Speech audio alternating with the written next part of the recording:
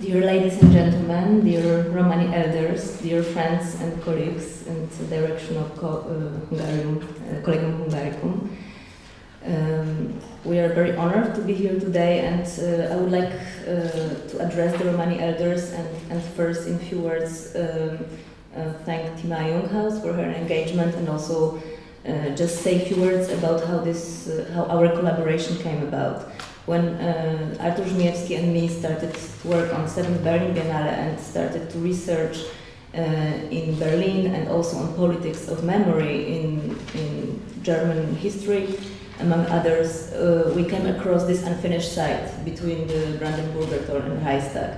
And it extremely, as we saw in this film, it extremely struck us that this place is effectively forgotten, that it has been unfinished, and somehow, of course, it mirrors probably the symbolic and current situation of Roma and Sinti population of Europe. It mirrors the pogroms that are happening in Czech Republic and Hungary. It mirrors one-way French tickets or evictions even from self-built settlement in Gorlice Park in Berlin, or Belgrade Riverside, or Bucharest apartments.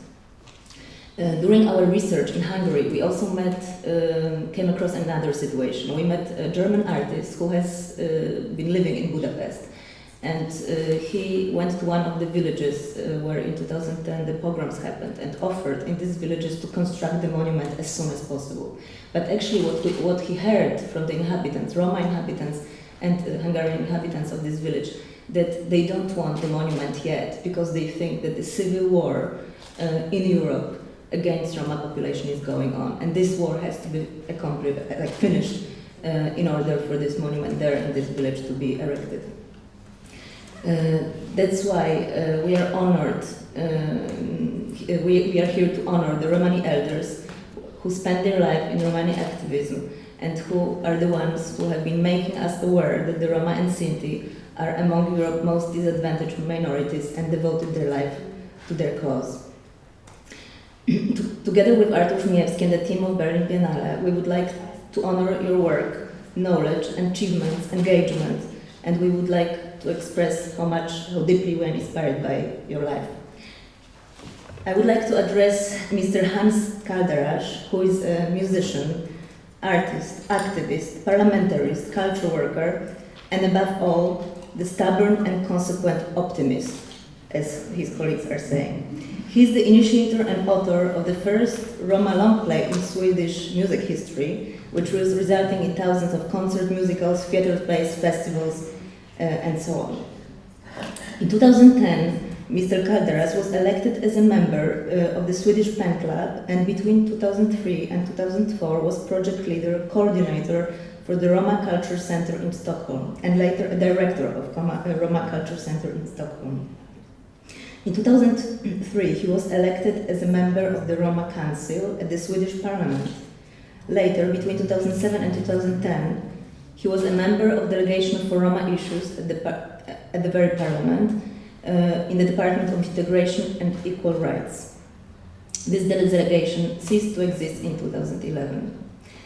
I would like to bring one of the Mr. Kaldaras quotes. Every country must take the responsibility for their own Romani inhabitants.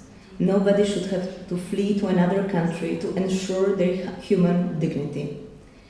Mr. Kaldaras, throughout his life, was aiming at stopping of what he is calling the Roma witch hunt of Europe. I would like to express also our deep respect for life and work of Mrs. Agnes Daroci.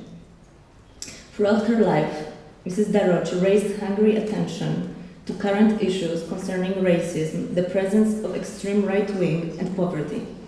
She made visible and understandable the importance of gender, race, ethnicity, and the ways they intersect and define one's life. At the end of the 70s, still when Roma was not a recognized minority, she attempted to organize a first Roma fine arts exhibition in order to change the way the public saw the Roma, to free them also from stigmas and stereotypes. First, the show was supposed to be called Roma Naive Painters, also to challenge and oppose Roma stereotype as being exotic, primitive, leading romantically wild lives. Later, the title of the show